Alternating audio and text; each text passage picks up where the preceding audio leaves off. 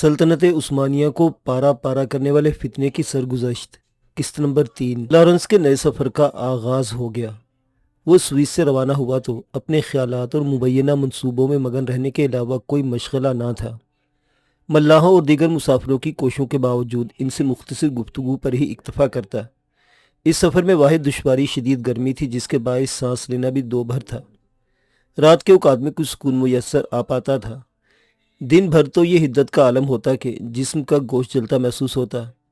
عرشہ پر 3 کمبلوں کی موٹائی کا پردہ راحت کا اکلوتا ذریعہ ثابت ہوتا تھا۔ لارنس کی منزل جدہ تھی، جہاں پہنچنے سے ایک روز قبل ہی موسم میں تغیرات نے انہیں ایک اور اذیت میں مبتلا کر دیا۔ ہوا کی شدت کے علاوہ سمندر میں تلاطم سے پانی کی تھپیڑوں کی عرشہ پر آمد بھی کسی امتحان سے کم نہ تھی۔ موجیں بلند سے بلند تر ہوتی جا رہی تھی۔ ایسا محسوس ہوتا تھا کہ وہ سبھی ان موجوں کے ساتھ سمندر کا حصہ بن کر غرق ہو جائیں گے اور لارنس کا مقصد عظیم بھی نابود ہو جائے گا۔ وہ رات کٹھن سے ہی بالآخر بیت گئی۔ صبح کا آغاز پرسکون تھا۔ سورج کی کرنیں آنکھوں کو تراوٹ بخشنے لگی۔ سطح آب پر گشت کرتی شارک مچھلیاں اعصاب کو سکون فراہم کر رہی تھیں۔ ہم بہت جلد اپنی منزل جدہ پہنچ جائیں گے، اس کے ساتھی سٹورز نے کہا۔ میری منزل جدہ نہیں، مسٹر سٹورز، اس نے بے تاثر سے انداز میں کہا۔ چہرے کی متانت اور آنکھوں میں چمک غیر معمولی تھی۔ یہ کیفیات سٹورز پر براہ راست اثر انداز ہو رہی تھی۔ اگلے روز وہ جدہ پہنچ گئے۔ کشتی میں خلیج عبور کرتے ہوئے لارنس کو بخوبی اندازہ تھا کہ شمالی عربستان کی گرمی ان کے لیے ایک اور اذیت ناک امتحان ثابت ہوگی۔ خشکی پر پہنچ کر جب وہ انگریز قونصل کے مکان کی سمت روانہ ہوئے تو ہوا بھنی ہوئی محسوس ہو رہی تھی۔ اس کے ساتھ دیسی بازار سے متفرق بدبو کی آمیزش حواس کے لیے نئی آزمائش تھی۔ جدہ ایک عجیب النوعیت شہر تھا۔ گلیاں بے حد تنگ و تاریک تھیں۔ ان کے دونوں سروں تک چھت پر چوبی پل بنائے گئے تھے۔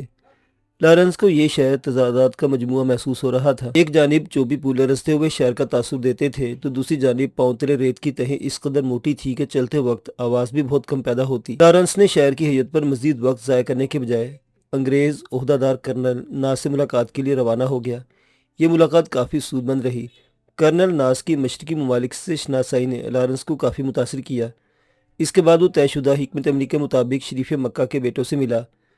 وہ ان کے دل و دماغ میں قوم پرستی اور ترکوں کے خلاف معاندانہ جذبات مزید گہرے کرنا چاہتا تھا۔ لارنس کی سب سے پہلی ملاقات عبداللہ سے ہوئی۔ عبداللہ نے اس سے بڑے تپاک اور ملنساری سے گفتگو کی۔ اس لڑائی میں عرب کن مسائل کا شکار ہیں؟ لارنس نے بات برائے بات استفسار کیا۔ وہ اس گفتگو سے عبداللہ کی شخصیت اور ذہانت کا تجزیہ کرنا چاہتا تھا۔ بے حد اور بے حساب، عبداللہ کہنے لگا۔ ترکوں کو متواتر امداد مل رہی ہے۔ مجھے تو یہی اندیشہ ہے کہ وہ بہت جلد اہم حملہ کر کے سمندر برد کر دیں گے۔ عربوں کی جوابی کارروائی کا کیا عالم ہے؟ اس نے مزید دریافت کیا۔ وہ اپنا سارا گولہ بارود پھونک چکے ہیں۔ بندوقیں تو پہلے ہی بیکار تھیں، اب غذا کی مقدار بھی تیزی سے ختم ہوتی جا رہی ہے۔ ان انکشافات نے لارنس کو سوچ میں مبتلا کر دیا۔ ہتھیار اور غذا کی کمی کسی منظم فوج کو بھی اپنے ملک کی حفاظت کے لیے متحد نہیں رکھ سکتی، جبکہ یہاں سے منتشر قبائل کو متحد بھی خود ہی کرنا تھا۔ دوسری جانب وہ عبداللہ کی ذاتی شخصیت سے بھی غیر مطمئن تھا۔ عبداللہ بنیادی طور پر ایک زندہ دل اور ہنسمکھ شخص تھا۔ ایسا انسان بہترین دوست بننے کی صلاحیت سے تو مالا مال ہوتا ہے، البتہ وہ بہترین قائد بالکل نہیں بن سکتا۔ عبداللہ کے مزاج سے مایوس ہو کر لارنس کی نگاہ فیصل پر جا ٹھہری۔ وہ ایک کماندار تھا۔ لارنس نے اس سے متعارف ہونے کے لیے شریف مکہ سے ایک خصوصی خط حاصل کیا اور دوسرے دن ایک خصوصی کشتی کے ذریعے رابے کی بندرگاہ سے روانہ ہو گیا، جہاں پہنچنے کے لیے اسے 80 میل کی مسافت طے کرنا تھی۔ رابا میں اس کی ملاقات سب سے پہلے شریف مکہ کے ایک اور لڑکے شریف علی سے ہوئی۔ شریف علی اس نوارد کی ہیئت اور اتوار دیکھ کر کافی حیران تھا۔ لارنس کو مزید مسافت طے کرنے سے قبل ایک رات کابل میں بسر کرنی تھی۔ شریف علی نے اسے زیب تن کرنے کے لیے عربوں کا مخصوص سرپیچ اور ابا بھی فراہم کی۔ اس کے بعد سواری کے لیے اپنا ذاتی اونٹ اور 2 خصوصی محافظوں کو بھی بطور راہبر ہمراہ کر دیا۔ لارنس نے یہ سب مراد بلا تعامل قبول کر لی اور ان محافظوں کے ساتھ اپنی اگلی منزل کی طرف روانہ ہو گیا۔ گرمی اور موسم کی شدت ناقابل برداشت تھی۔ سورج کی تپش چہرہ ہی نہیں جھلساتی تھی بلکہ آنکھوں میں بھی سخت اذیت پیدا کرتی تھی۔ سفر کی یہ کٹھنائیاں برداشت کرتے مسافت اپنی اختتامی پڑاؤ تک پہنچی تو ایک اونٹ پر کوئی اجنبی دکھائی دینے لگا۔ لارنس اس شخص کی اچانک آمد اور اپنے اونٹ کے ساتھ سفر کرنے کی دانستہ کوشش پر ٹھٹک گیا۔ نوارد نے اس سے بات چیت کا آغاز کر دیا۔ موضوع گفتگو بے معنی اور ہلکے پھلکے معاملاتی تھے۔ اس شخص کا الامکان کوشش یہی تھی کہ اس پستہ کام شخص کی اصلیت سے آگاہ ہو سکے۔ وہ ایک ایسے خوشنما اور اعلیٰ نسل کے اونٹ پر سوار تھا جو عام طور پر شاہی خاندان کے افراد کے لیے ہی مخصوص ہوا کرتے ہیں۔ کجاوا بھی زرق برق اور چرمی گدوں سے مزین تھا۔ قیمتی اور پرتکلف کمبل کے کناروں پر مختلف رنگوں کی جھالروں کی آرائش سے بھی عیاں تھا کہ لارنس کوئی معمولی شخص ہرگز نہیں ہے۔ لارنس کا حلیہ بھی قدرے منفرد تھا۔ اس کا سرپوش چہرے پر سختی سے بنا ہوا تھا۔ واحد نمایاں شاید صرف آنکھیں تھی جسے چمڑے کی ٹوپی چڑھا کر ان کی رنگت پوشیدہ رکھنے میں کامیاب کوشش کی گئی تھی۔ نوارد نے آخری کوشش کے طور پر لارنس سے عربی میں گفتگو کا آغاز کر دیا۔ لارنس نے بھی اسی زبان اور لہجہ میں اسے جوابات فراہم کیے۔ اس کے بعد خلال نامی اس اجنبی نے یک لخت لہجہ تبدیل کر کے شمالی شام کا سا انداز اختیار کر لیا۔ لارنس کے لیے لب و لہجہ اپنانا بھی مشکل نہ تھا۔ یہ ایک انوکھی جنگ تھی جس میں ذرا سی لغزش بھی لارنس کا بنا بنایا کھیل بگاڑ سکتی تھی۔ خلال نے خوش آئند انداز میں گفتگو ختم کر دی اور اپنی منزل کی جانب گامزن ہو گیا۔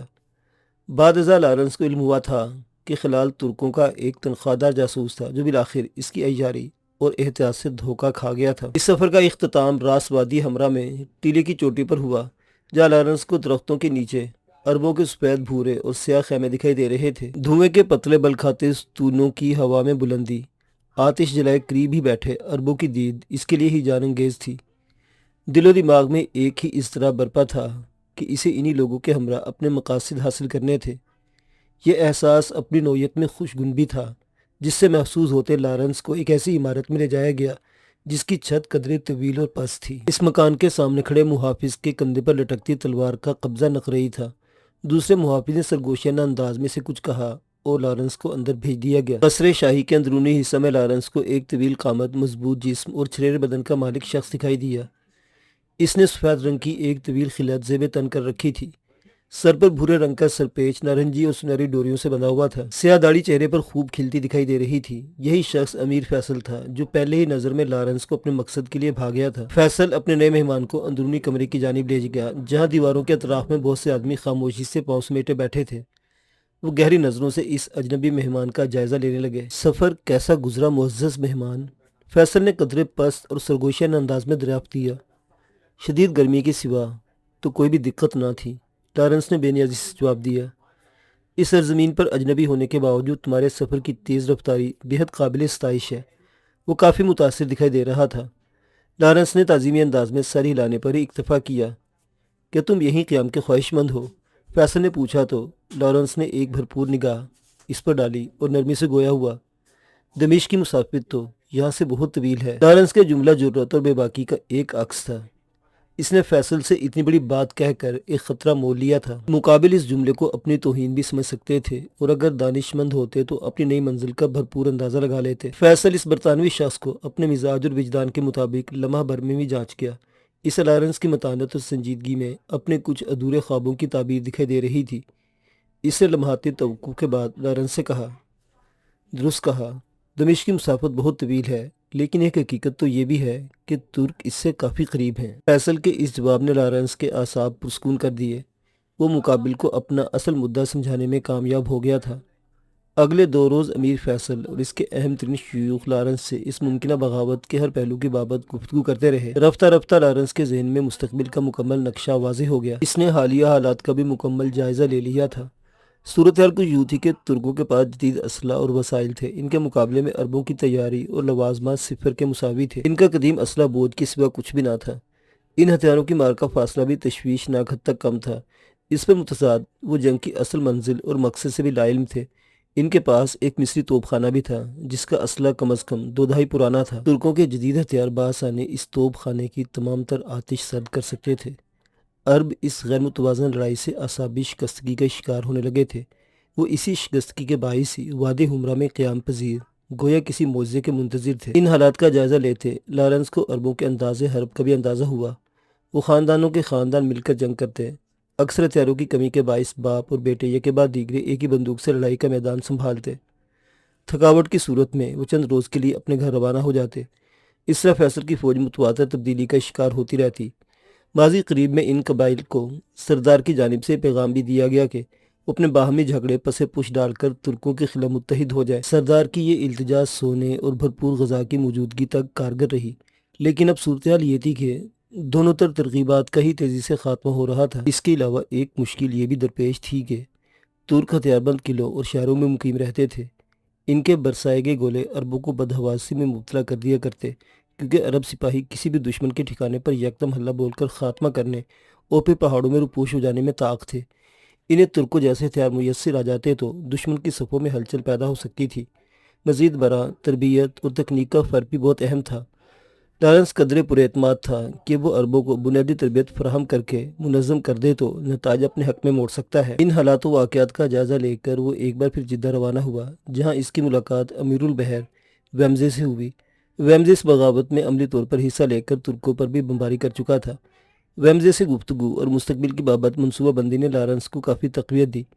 اس کے بعد وہ بحیرہ کلزم میں سفر کرتے سوڈان کے گورنر ریجنالڈ ویلنگٹن سے ملاقات کے لیے خرطوم پہنچا اور اسے بھی اپنے مقاصد اور ممکنہ منزل کے لیے خوب ترغیب دلائی۔ سوڈان کے بعد اس کی اگلی منزل مصر تھی۔ لارنس نے جنرل کلیٹن کو امداد اور تعاون کی بھرپور کوشش کی، لیکن جواباً اسے ایک ہی دلیل دی جاتی کہ وہ بنیادی طور پر سپاہی ہی نہیں، وہ ماضی میں سپاہیگری کے فن کو بھی ناپسند کر چکا ہے۔ اس انکار اور گریز کے باوجود لارنس نے مزید وقت ضائع کرنا مناسب نہ سمجھا اور فیصل کے پاس لوٹ آیا، جہاں عرب ترکوں سے نبرد و آزما تھا۔ لارنس کی منزل دمشق تھی، لیکن اس سے قبل بھی اسے بہت سے پڑاؤ پار کرنے تھے۔ اسے مدینہ میں سکون قائم رکھ کر وجہ کو تسخیر کرنا تھا۔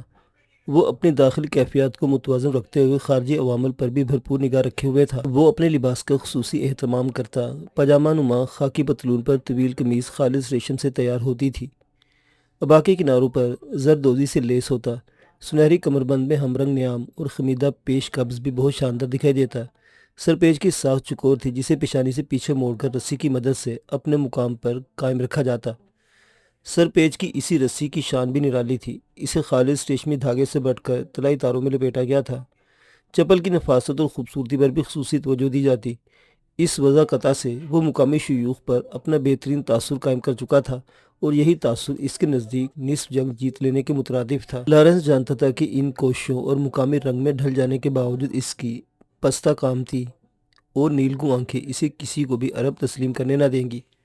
وہ مقامی افراد کی نفسیات سے واقف تھا، لہٰذا انہیں مزید مروب کرنے کے لیے اونٹ کی سواری، موسم کی بے پناہ سختی کی برداشت، ہتھیاروں کے استعمال اور مقامی زبان میں روانی و فصاحت پر گفتگو کر کے خود کو ان کا ہمسر ثابت کر کے اپنا تاثر مزید پر اثر کر لیا۔ ان سرگرمیوں کے بعد لارنس غیر محسوس طریقے سے عربوں کی قیادت اپنے ہاتھ میں لے چکا تھا، اور اب وقت آ گیا تھا کہ اپنی منزل کی جانب پہلا قدم بڑھایا جائے۔ وہ جنوری 1917 کے ابتدائی ایام تھے۔ عرب دستہ وجہ کی طرف کوچ کے لیے بالکل تیار تھا۔ قافلے کے اونٹ زرق برق جاؤں سے آراستہ اپنے جبلی کرو پر سے رواں تھے۔ اس فوج کے دونوں سروں میں نغمہ و سرود کی لہریں بھی ہلکورے لینے لگی۔ اونٹوں کی رفتار تیز ہوتی عربوں کے کرمزی جھنڈے بھی فضا میں بلند ہو کر ایک بھرپور ہیجان انگیز منظر پیدا کرنے لگے۔ اس قافلے نے کچھ ہی مسافت طے کی تھی کہ لارنس کو دو سوار آتے دکھائی دیے۔ ان میں ایک شخص مقامی جبکہ دوسرا ایک حیران کن دید تھی۔ لارنس نے شخص کو پہچان لیا۔ اس کے جذبات میں تلاطم برپا ہو گیا۔ وہ اس کا دیرینہ ساتھی کرنل نیوکام تھا۔ وہ دونوں بے حد تپاک سے ملے۔ کرنل نیوکام کی آمد سے لارنس اپنے وجود میں ایک عجیب تقویت محسوس کرنے لگا۔ قافلہ ایک بار پھر اپنی منزل کی طرف روانہ ہوا۔ مقامی قبائل کی شرکت سے فوج کی تعداد میں اضافہ ہونے لگا تھا۔ ایک جانب وہ ترکوں سے اپنے سابقہ حسابات چکتا کرنے کے لیے پرعزم تھے، تو دوسری سمت سفر کی مشکلات سے قدرے عاجز بھی۔ قافلے کے ہزاروں اونٹ اور لشکروں کے لیے غذا اور پانی کی سہولیات ناکافی تھیں۔ پیاس کی شدت اموات کا باعث بھی بن رہی تھی۔ اس سفر کے ہر پڑاؤ میں مختلف سمتوں میں بھٹکتے عربی بھی اپنے شیخ کے ساتھ امیر فیصل کے پاس چلے آتے۔ وہ لارنس اور فیصل سے وفاداری کا حلف اٹھا کر ترکوں کے خلاف اس مہم کا حصہ بننے میں خوشی اور جوش محسوس کرتے تھے۔ اس کثرت تعداد کے باعث قافلے کی رفتار میں کمی تو آئی، تاہم وجہ کے مقام پر پہنچتے ہی ایک بڑی حیران کن خبر ان کی منتظر تھی۔ یارڈن نامی جہاز نے اپنے ملاحوں اور عربوں کی ایک متحد جماعت کی مدد سے وجہ کو فتح کر لیا تھا۔ لارنس اس خبر پر خوشگوار حیرت میں مبتلا اور تفصیل جاننے کے لیے بےتاب تھا۔ کیپٹن بال نے اسے بتایا کہ اس نے ملاحوں، جہاز رانوں اور کشتی رانوں کی جماعت کے علاوہ وجہ پر بندوقوں سے آتش زنی کی، سپاہیوں البتہ شہر میں گھس کر دشمن کا صفایا کیا تھا۔ یہ لڑائی دست بدست اور ہولناک تھی۔ مقامی فوج کو صرف ایک نقصان برداشت کرنا پڑا کہ شاہی بحری اور ہوائی سروس کے ایک لیفٹیننٹ کو بحری بیڑے کے لیے جگہ تلاش کرنے کے دوران گولی لگی اور وہ مشین کو ساحل پر اتارنے سے پہلے ہی جاں بحق ہو گیا۔ ترکوں کے محافظ دستے بھی جانفشانی سے لڑ رہے تھے، لیکن فتح بہرحال عربوں ہی کا مقدر ٹھہری۔ قافلے کے ساتھ آنے والی سپاہ کے لیے فتح گویا نعمت غیر مترقبہ تھی۔ انہوں نے اپنے مزاج سے مغلوب ہو کر مفتوحہ علاقوں میں لوٹ مار کا آغاز کر دیا۔ اگلے چند گھنٹوں میں انہوں نے بھرپور جوش سے ہر گھر کو قیمتی اشیاء سے خالی کر دیا۔